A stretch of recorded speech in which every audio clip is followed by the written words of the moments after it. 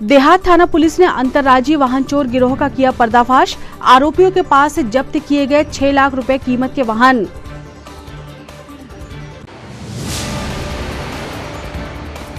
Medical college में नौकरी लगाने के नाम पर धोखाधड़ी करने वाला गैंग पकड़ाया। पुलिस की विवेचना जारी, अन्य मामले भी आ रहे सामने।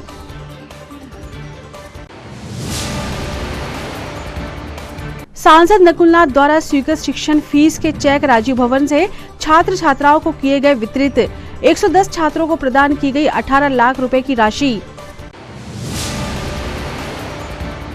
और भाजपा द्वारा चलाए जा रहे सेवा समर्पण अभियान के अंतर्गत नमो उपवन कार्यक्रम संपन्न। वार्ड क्रमांक 17 में 71 पौधों का किया गया रोपण। नमस्कार, स्वागत है आपका सिटी हलचल में और अब तक की तमाम खबरों के साथ मैं शबनम खान। और अब खबरें विस्तार से। देहात थाना पुलिस ने मोटरसाइकिल चोरी के अंतर्राज्यीय गिरोह का आज पर्दाफाश किया है। बीते दिनों सारंग बिडीही निवासी मनोज पिता राधेश्याम सोनी थाना मोखेड़ ने शिकायत दर्ज कराई थी कि वह गुरैया सब्जी मंडी में कंप्यूटर ऑपरेटर का कार्य करता है, जहां से उसकी मोटरसाइकिल अज्ञात चोर द्वारा दोबारा चोरी कर ली गई है। आपको बता दें कि पुलिस कप्तान विवेक अग्रवाल के निर्देश अनुसार जिले में वाहन चोरी, धोखाधड़ी, ठगी में संलिप्त लोगों पर कार्रवाई के निर्देश दिए गए हैं। इसके चलते अतिरिक्त पुलिस अधीक्षक संजीव कुमार उइके एवं नगर पुलिस अधीक्षक मोतीलाल कुशवाहा के मार्गदर्शन के चलते देहात थाना प्रभारी महेंद्र भगत के नेतृत्व में पुलिस टीम का गठन किया गया। मुखबिर की सूचना मिलने पर पुलिस ने त्वरित कार्रवाई करते हुए संदेह पर अवधेश पिता अर्जुन चौरिया उम्र 21 साल निवासी नीलकंठी कला को हिरासत में लिया गया है। चोरी की घटना को अंजाम देने वाले अवधेश से जब कड़ाई से पूछताछ की गई तो जानकारी प्राप्त हुई कि आरोपी अपने 3 सहयोगियों के साथ मिलकर नागपुर तथा छिंदवाड़ा से 10 वाहन चोरी कर चुका है, जिसके पास से पुलिस ने वाहन जब्त कर लिए हैं। वहीं इन वाहनों की कीमत लगभग 6 लाख रुपए बताई जा रही है। पुलिस द्वारा आरोपियों से अन्य चोरी की जानकारी ली जा रही है। दरअसल कुछ समय पूर्व से एक महीने और 2 महीने के दरमियान में कुछ मोटरसाइकिल चोरी की घटनाओं में वृद्धि हुई थी, जिस बात को लेकर के प्रकरण संज्ञान में सीमांत पुलिस अधीक्षक महोदय के संज्ञान में आया। उनके निर्देशन और मार्गदर्शन में एक टीम गठित की गई थाना देहात के प्रभारी के नेतृत्व में, और उस टीम द्वारा आज दिनांक तक आरोपियों से पूछताछ कर 4 आरोपी इस संबंध में गिरफ्तार किए गए हैं, जिनसे पूछताछ के दौरान 10 मोटरसाइकिल बरामद हुई हैं और इन सभी मोटरसाइकिलों की तस्दीक की गई है जो विभिन्न थानों में अपराध पंजीबद्ध हैं। 2 महाराष्ट्र से मोटरसाइकिल चुराई गई थी, उनको भी बरामद कर लिया गया है, और एक बालिग आरोपी है जिसका नाम अर्जुन चौरिया है, और इसके बाद 3 अपचारी बालक हैं। सभी को माननीय न्यायालय के समक्ष आज पेश किया जा रहा है और इनसे अग्रिम पूछताछ भी की जा रही है कि कुछ और संभावित चोरियाँ यदि खुलासा संभव हो उन पर भी प्रयास किए जा रहे हैं। जिला कांग्रेस मुख्यालय राजीव भवन में आज जिला कांग्रेस अध्यक्ष विश्वनाथ ओगटे ने पूर्व मुख्यमंत्री कमलनाथ एवं जिले के सांसद नकुलनाथ द्वारा स्वीकृत 110 छात्र छात्राओं को कुल 18 लाख रुपए के चेक संबंधित शिक्षण संस्थानों के नाम से प्रदान किए। जिले के सांसद नकुलनाथ ने अपने पिता पूर्व मुख्यमंत्री कमलनाथ के पद चिन्हों पर चलते हुए छात्र व युवा पीढ़ी के भविष्य निर्माण की परंपरा को जारी रखा है। आर्थिक अभाव में कोई भी जरूरतमंद विद्यार्थी शिक्षा से वंचित न रहे, इसी संकल्प के साथ जन सेवा में सांसद नकुलनाथ ने नगर व जिले के गरीब व जरूरतमंद परिवारों के छात्र छात्राओं की प्राथमिक स्तर से लेकर उच्च शिक्षा तक की फीस अदा की है और यह सिलसिला लगातार जारी है। कांग्रेस भवन में चेक वितरित करते हुए जिला कांग्रेस अध्यक्ष विश्वनाथ ओगटे ने सभी छात्रों को बधाई देते हुए उन्हें गंभीरता पूर्वक अपनी पढ़ाई करने व अच्छे परिणाम लाने की सीख दी। इस अवसर पर शहर कांग्रेस अध्यक्ष पंकज शुक्ला, राजू तिवारी, फिरोज खान, पिंचू बैस, आशीष साहू, धीरज सूर्यवंशी सहित छात्र छात्राओं के अभिभावक गण उपस्थित थे। सभी ने पूर्व मुख्यमंत्री कमलनाथ एवं जिले के सांसद नकुलनाथ के प्रति अपना आभार व्यक्त किया। आज राजीव भवन में हमारे नेता माननीय कमलनाथ जी, माननीय सांसद नकुलनाथ जी के द्वारा स्वीकृत 110 छात्रों की फीस के यहाँ चेक हमने वितरण किए। यह चेक माननीय कमलनाथ जी की व्यक्तिगत निधि, माननीय नकुलनाथ जी की व्यक्तिगत निधि से जो गरीब परिवार के छात्र हैं, जिनके पालकगण अपने बच्चों को पढ़ाने में आर्थिक तंगी महसूस कर रहे थे, उन बच्चों ने, उन परिवारों ने, उन पालकों ने यहाँ आवेदन किया माननीय सांसद कार्यालय में, माननीय कमलनाथ जी के पास आवेदन दिए। माननीय कमलनाथ जी ने त्वरित निर्णय लेते हुए इन गरीब परिवारों के बच्चों को 18,30,000 की राशि के चेक यहाँ वितरित किए गए। मैं धन्यवाद देना चाहूँगा हमारे सांसद जी को और उन पालकों से निवेदन करना चाहूँगा कि ये पालकगण अपने बच्चों को अच्छी पढ़ाई करें, अपने बच्चों का भविष्य संवारे, ताकि उनके परिवार जो आर्थिक तंगी से जूझ रहे हैं अपने बच्चों की पढ़ाई कर सकें। आप सब परिवारों को मैं बधाई धन्यवाद कहना चाहता हूँ कि हम सब मिलकर इसी प्रकार कांग्रेस की जो नीति है, कमलनाथ जी जो कार्यक्रम है, उसको आगे बढ़ाते रहेंगे, गरीबों की सेवा करते रहेंगे। धन्यवाद।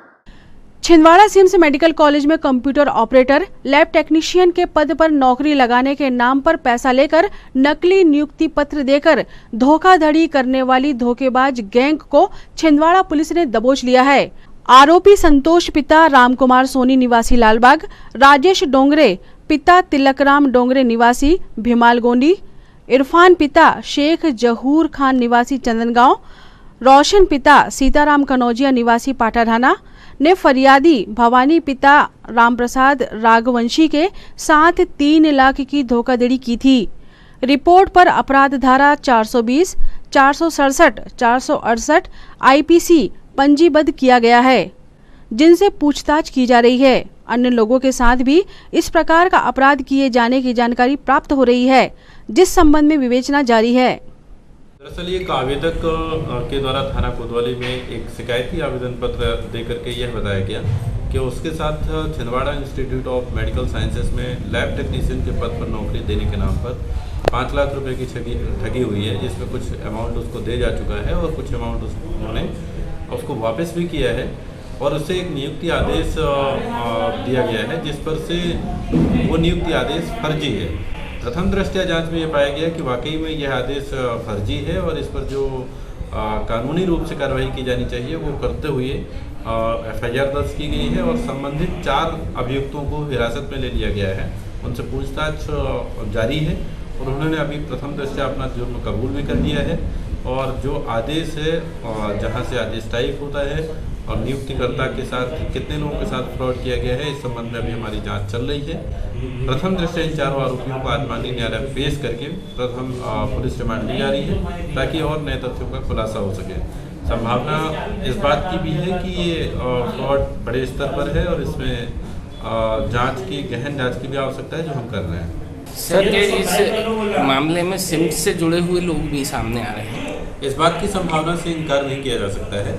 प्रथम दृष्टया अभी हमारी प्रकरण पंजीबद्ध हो गया है, विवेचना जारी है। यदि ऐसा कोई तथ्य या किसी के इन्वॉल्व होने का प्रकरण संज्ञान में आता है तो उससे बख्शा नहीं जाएगा, उस पर भी हम कड़ी कार्रवाई करेंगे।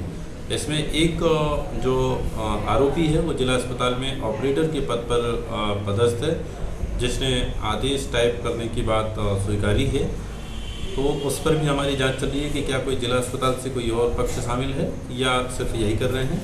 इस पर अभी हम पुलिस रिमांड लेकर के जांच कर रहे हैं। यदि कोई नया तथ्य सामने आता है उससे भी अवगत कराया जाएगा। भाजपा द्वारा प्रधानमंत्री नरेंद्र मोदी के 71वें जन्म दिवस पर प्रारंभ किया गया सेवा समर्पण अभियान 17 सितंबर से 7 अक्टूबर तक अनवरत जारी है। सेवा समर्पण अभियान के अंतर्गत वार्ड क्रमांक 17 संतोषी माता मंदिर वार्ड में स्यूनी रोड स्थित आदिम जाति विभाग के नवनिर्मित भवन परिसर में भाजपा जिला अध्यक्ष विवेक बंटी साहू एवं वरिष्ठ नेताओं की उपस्थिति में नमो उपवन का कार्यक्रम संपन्न हुआ। इस उपवन में वरिष्ठ नेताओं, मातृशक्ति, भाजपा मंडल पदाधिकारियों एवं क्षेत्रवासियों द्वारा एक स्थान पर 71 पौधों का रोपण किया गया। कार्यक्रम में वरिष्ठ भाजपा नेताओं का स्वागत पौधे देकर किया गया। इस अवसर पर प्रमुख रूप से भाजपा जिला अध्यक्ष विवेक बंटी साहू के साथ पूर्व जिला अध्यक्ष कनीराम रघुवंशी, प्रदेश कार्य समिति सदस्य शेषराव यादव, दौलत सिंह ठाकुर, पूर्व निगम अध्यक्ष धर्मेंद्र मिगलानी, मंडल अध्यक्ष अंकुर शुक्ला, भाजपा जिला उपाध्यक्ष श्रीमती वर्षिका अग्रवाल, जिला मंत्री श्रीमती अनीता शर्मा, जिला मीडिया प्रभारी संदीप सिंह चौहान एवं अन्य भाजपा नेता, कार्यकर्ता एवं आमजन उपस्थित थे।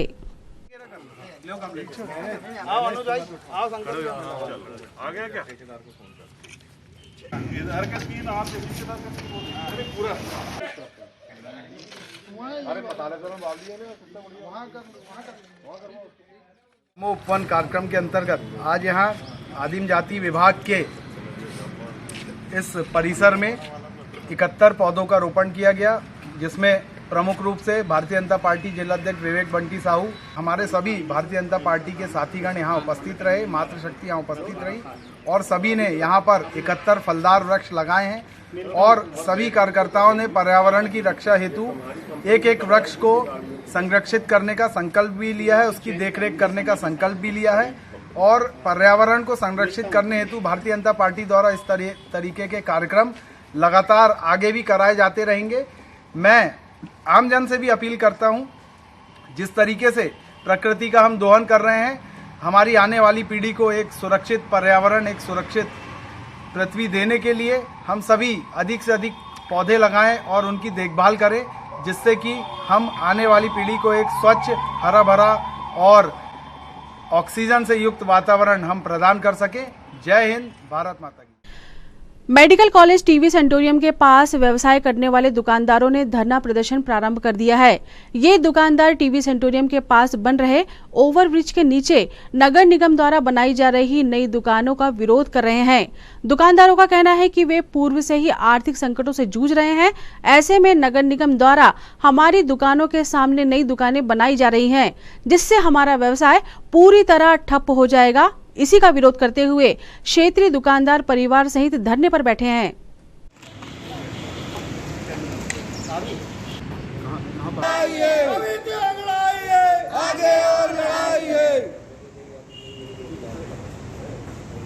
भारत माता की जय, भारत माता की जय। नगर निगम आयत, हाय हाय हाय हाय, हाय हाय हाय हाय, वंदे मातरम, वंदे मातरम।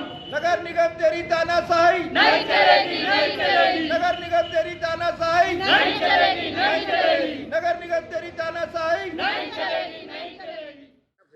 देखिए, विगत 35-40 सालों से हम अपना व्यापार यहाँ पर करते आ रहे हैं, है ना। लेकिन उसका माध्यम सिर्फ हमारा यही था कि सामने में मेरे सीएमओ ऑफिस था, टीबी हॉस्पिटल था, पीएचई ऑफिस था। अब चूंकि मेडिकल कॉलेज के बनने की वजह से यहाँ आसपास का जो भी है, मतलब यानी कि सरकारी संस्थाएं सब डिस्टेमेंट कर दी गई हैं। अब हमारा तो व्यवसाय पूरी तरीके से चौपट हो गया है। विगत 3 साल से वैसे ही यहाँ पे लॉकडाउन लगा था, तो लोगों का ना किराया पट पा रहा है, ना बिजली का बिल पट पा रहा है। अब चूंकि अब एक आस्था हमारी ये बनी हुई थी कि मतलब चलो हम कि यहाँ सामने में मेडिकल कॉलेज बन रहा है, तो चलो मतलब यानी कि इससे हमारी कुछ उम्मीद थी कि चलो हम इससे अपना भरण पोषण कर लेंगे। अब चूंकि नगर निगम यहाँ पर पे दुकानों का निर्माण करने जा रहा है, अब बताइए यहाँ पे सामने हमारे दुकानों के सामने दुकानें बना देंगे, हम कहाँ जाएंगे? हम तो पिछले 35-40 साल से अपना धंधा कर रहे हैं यहाँ पर में। अब यहाँ सामने दुकानों का निर्माण करने के बाद में मतलब यानी कि हमारा धंधा तो पूरा चौपट हो जाएगा ना, हम कहाँ जाएंगे? हम अपने बच्चों को पढ़ा नहीं पा रहे, फीस नहीं पढ़ा पा रहे। महिला कांग्रेस द्वारा आज इंदिरा तिराहे पर महंगाई का विरोध करते हुए धरना प्रदर्शन किया गया और सड़क पर चूल्हा जलाकर खाना बनाया गया। महिला कांग्रेस ने लगातार रसोई गैस, डीजल, पेट्रोल और खाद्य तेल में हो रही मूल्य वृद्धि को तत्काल वापस लिए जाने की मांग सरकार से की है।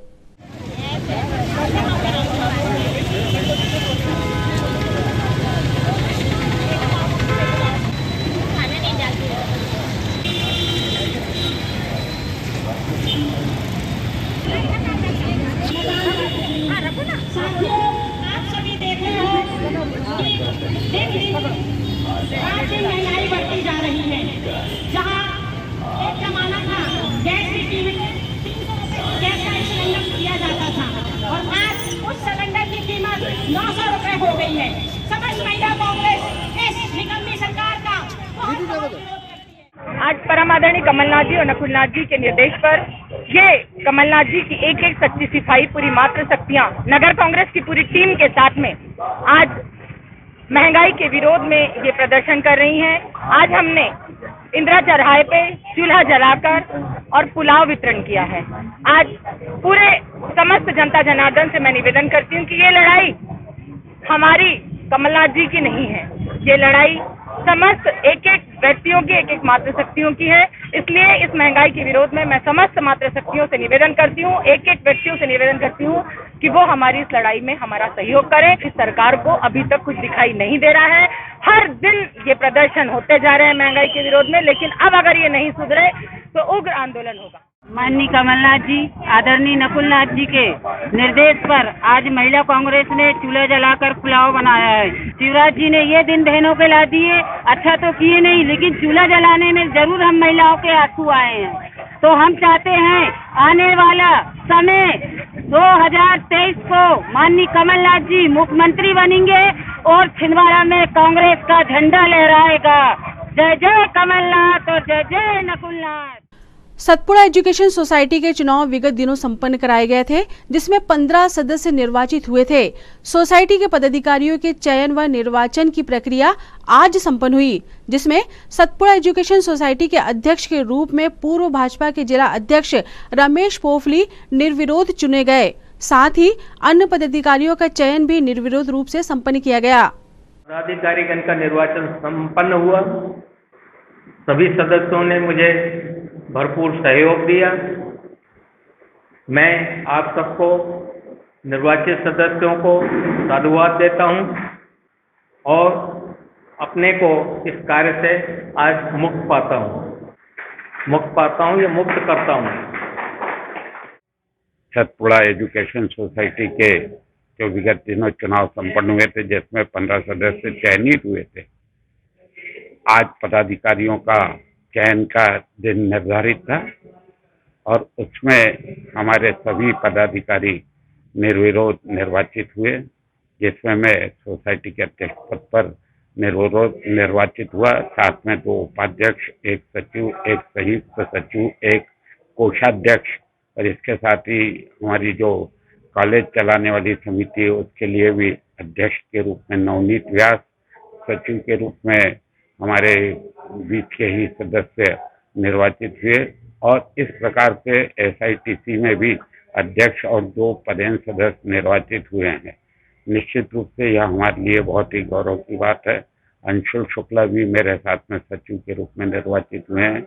इस प्रकार से अब हम सब मिलकर और जो हम पर दायित्व आया है, जो लोगों ने विश्वास व्यक्त किया, उसमें हम निश्चित रूप से और खरा उतरेंगे और कॉलेज को और आगे बढ़ाने की दृष्टि से कॉलेज में क्या कमियां हैं उसको पूर्ण करने की दृष्टि से और जो भी कार्य हमसे हो सकेंगे उसे पूर्ण करेंगे। मैं पुनः सभी साथियों को इस अवसर पर और उनका धन्यवाद करता हूं कि जिन्होंने हम पर विश्वास व्यक्त करते हुए यह जवाबदारी हम पे सौंपी। आज सतपुड़ा एजुकेशन सोसाइटी के चुनाव हुए। इस चुनाव में मुझे चेयरमैन का दायित्व सौंपा गया है। चेयरमैन का कर्तव्य कॉलेज का संचालन करना है। सोसाइटी अध्यक्ष के रूप में रमेश पोखली जी निर्वाचित हुए हैं। मैं कॉलेज के समस्त कर्मचारियों, प्राचार्य सहित समस्त कर्मचारियों को सहयोग करते हुए और BCCI के नियमों का पालन करते हुए, यूनिवर्सिटी के नियमों का पालन करते हुए कॉलेज का सुचारू संचालन करने का भरपूर प्रयास करूँगा। रविदास समाज के जिला अध्यक्ष का चुनाव 2 अक्टूबर को निर्धारित था, जिसे जिला प्रशासन द्वारा हस्तक्षेप कर निरस्त करवा दिया गया है। इस बात का विरोध करते हुए रविदास समिति की जिला अध्यक्ष पद की प्रत्याशी अरुणा तिलंते द्वारा राज्यपाल के नाम ज्ञापन सौंपकर विरोध दर्ज कराया गया। वहीं प्रशासन से मांग की है कि प्रशासन समाज के चुनाव में सहयोग कर विधिवत चुनाव प्रक्रिया को संपन्न कराए।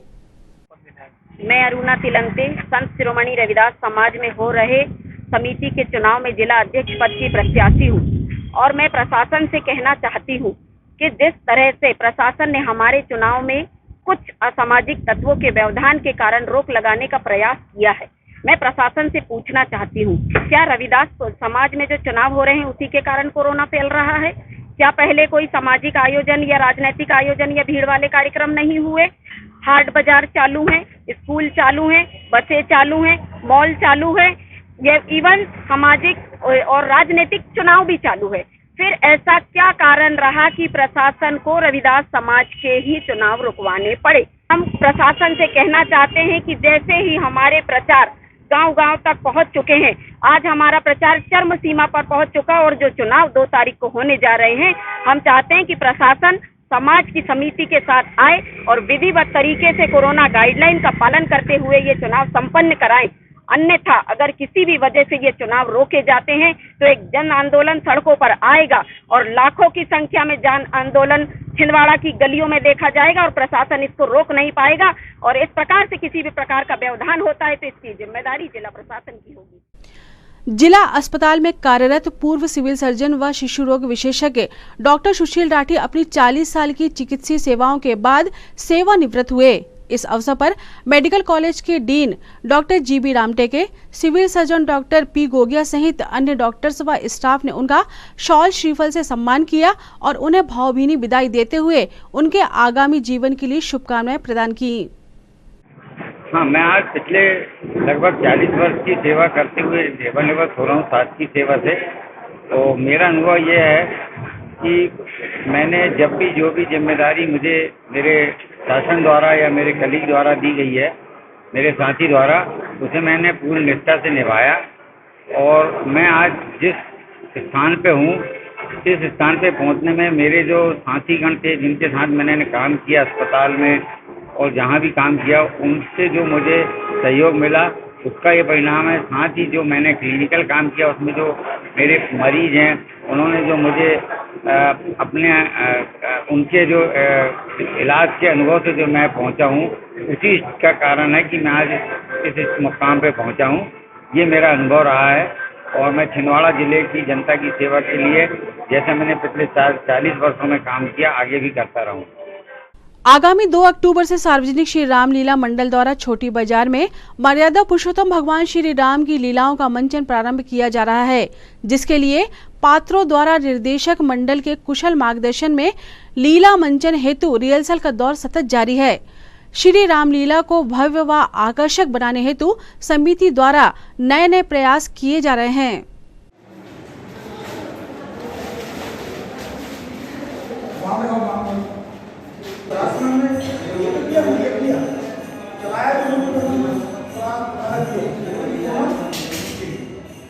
छिंदवाड़ा जिले की नहीं, मध्य प्रदेश की एकमात्र रामलीला सार्वजनिक रामलीला मंडल छोटा बाजार छिंदवाड़ा विगत दिनों अपना 133वां सोपान संपन्न करने जा रहा है।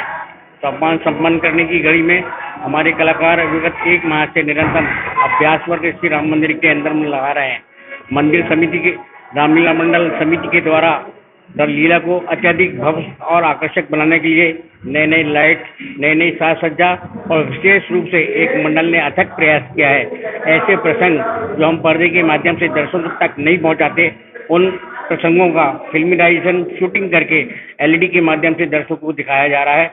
हम सभी दर्शकों से निवेदन करते हैं, मर्यादा पुरुषोत्तम भगवान श्री राम की लीला 2 अक्टूबर से 15 अक्टूबर तक के यहाँ संपन्न होगी। 15 अक्टूबर को विजयदशमी का एक दिन का कार्यक्रम दशहरा मैदान पर संपन्न होगा। हम सभी दर्शकों से, सभी भक्तों से निवेदन करते हैं कि 2 अक्टूबर से 15 अक्टूबर तक भगवान प्रभु की लीलाओं का सजीव मंचन देखने हेतु छोटी बाजार रामलीला प्रांगण में अवश्य पधारें। जय श्री राम। मर्यादा पुरुषोत्तम भगवान श्री राम की सुंदर लीलाओं का मंचन विगत 133 वर्षों से यहाँ पर लगातार हो रहा है, जिसमें व्यासपीठ का एक मुख्य योगदान रहता है। जैसे आप जब मंच पे आते हैं और अचानक मंच पे आने के बाद कभी कभी ऐसी परिस्थिति बन जाती है कि पास अपना रोल भूल जाता है या कोई ऐसी विषम परिस्थिति बन जाती है कि बोलते बोलते रुक गया, तब उस समय व्यासपीठ ही उस रोल को संवारने का काम करती है। हमारे परिवार के द्वारा लगातार ये तीसरी पीढ़ी है। मैं मर्यादा पुरुषोत्तम भगवान श्री राम की लीलाओं का मंचन मैं व्यासपीठ पर संगीत रामायण मंडल के माध्यम से मैं लगातार 21 वर्ष से, ये मेरा 21वां वर्ष है। इसके पहले मेरे पिताजी स्वर्गीय श्री शिव कुमार जी सेठिया जी के द्वारा लगातार 45 वर्षों तक इस काम को किया गया। और मर्यादा पुरुषोत्तम भगवान श्री राम की लीलाओं के मंचन में व्यासपीठ एक जैसे शरीर में एक श्वास होती है, ठीक उसी प्रकार श्वास के बिना हम जीवित नहीं रह सकते, ठीक इसी प्रकार लीलाओं के मंचन में व्यासपीठ का बहुत बड़ा योगदान है। 2 तारीख से मर्यादा पुरुषोत्तम भगवान श्री राम की लीलाओं का मंचन रामलीला रंगमंच पे होगा। आप सभी लोग आएँ और ग्लोबल के माध्यम से मैं, क्योंकि ग्लोबल की टीम एक ऐसी टीम है जिसका मैं शुक्रिया अदा कर नहीं सकता। लीला का कवरेज इसी मंच पे यहाँ पर हमारे ग्लोबल नेटवर्क के संचालक महोदय आदरणीय अशोक चौकसे जी का मैं हृदय से धन्यवाद देता हूँ और उनका शुक्रिया अदा कर। मेरे पास शब्द नहीं है उनके लिए, क्योंकि यहाँ लीलाओं का मंचन लगातार आखिरी दिन तक, दशहरा मैदान तक, पहले दिन से लेकर के वो लीला का मेंशन करते हैं। मैं रामलीला मंडल परिवार की ओर से, संगीत रामायण मंडल परिवार की ओर से और व्यासपीठ सदस्यों के द्वारा मैं उनका हृदय से आभार व्यक्त करता हूं और इसी तरह उनका प्यार और उनका स्नेह हमारे रामलीला मंडल पर बना रहे। धन्यवाद। खिरकापुरा स्थित वाल्मीकि गुरुद्वारे में आज वाल्मीकि समाज के पदाधिकारियों की बैठक संपन्न हुई, जिसमें आगामी दिनों में आने वाली वाल्मीकि जयंती के कार्यक्रम को भव्यता से मनाए जाने का निर्णय लिया गया। समाज के पदाधिकारियों ने जानकारी दी कि जयंती कार्यक्रम 4 दिवसीय होगा। बैठक में जगदीश गोदरे, पूरन पवार सहित समाज के अन्य सदस्य व वरिष्ठजन मौजूद थे।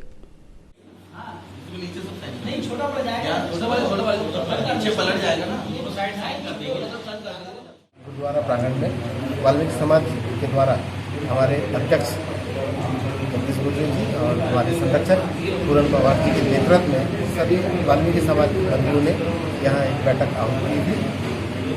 प्रतिवर्षानुसार इस वर्ष भी हम लोग वाल्मीकि जयंती को हर्षोल्लास के साथ मनाना तय हुआ है।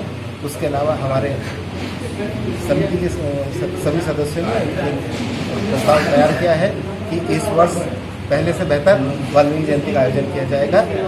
4 दिवसीय यह कार्यक्रम रहेगा, जिसमें प्रतियोगिताएँ भी रहेगी और हमारे समाज के परिचय सम्मेलन, जो बच्चे जिनका विवाह नहीं हो पाया उसके लिए हम एक परिचय सम्मेलन आहूत करेंगे।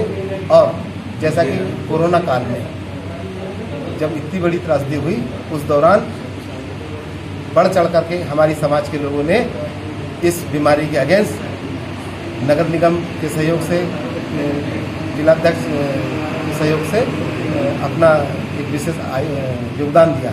उसके चलते हमारे समाज के बहुत सारे लोग इस कोरोना काल में बीमारी से ग्रस्त होकर के काल के ग्रस्त में समाये। ऐसे परिवारों को यहाँ पर हम सामने रख करके न केवल हमारे समाज के बल्कि सभी समाज के लोगों के सामने रखेंगे कि हमारी समाज ने कोरोना काल में बीमारी के अगेंस्ट क्या अपना योगदान दिया।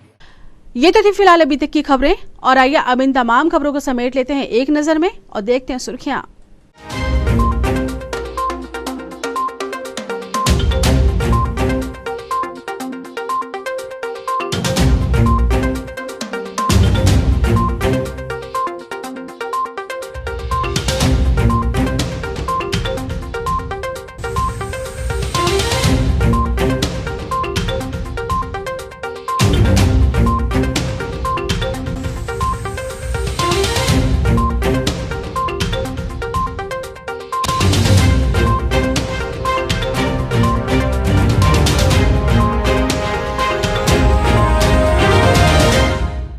चलते चलते एक नजर हेडलाइंस पर। देहात थाना पुलिस ने अंतर्राज्यीय वाहन चोर गिरोह का किया पर्दाफाश। आरोपियों के पास से जब्त किए गए 6 लाख रुपए कीमत के वाहन।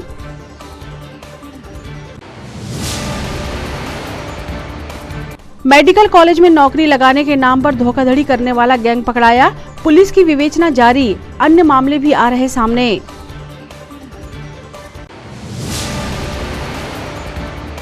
सांसद नकुलनाथ द्वारा स्वीकृत शिक्षण फीस के चेक राजीव भवन से छात्र छात्राओं को किए गए वितरित। 110 छात्रों को प्रदान की गई 18 लाख रुपए की राशि। और भाजपा द्वारा चलाए जा रहे सेवा समर्पण अभियान के अंतर्गत नमो उपवन कार्यक्रम संपन्न। वार्ड क्रमांक 17 में 71 पौधों का किया गया रोपण। सिटी हलचल के हमारे इस अंक में फिलहाल इतना ही। नई खबरों के साथ फिर होगी मुलाकात। हमें और हमारी पूरी टीम को दीजिए इजाजत। नमस्कार।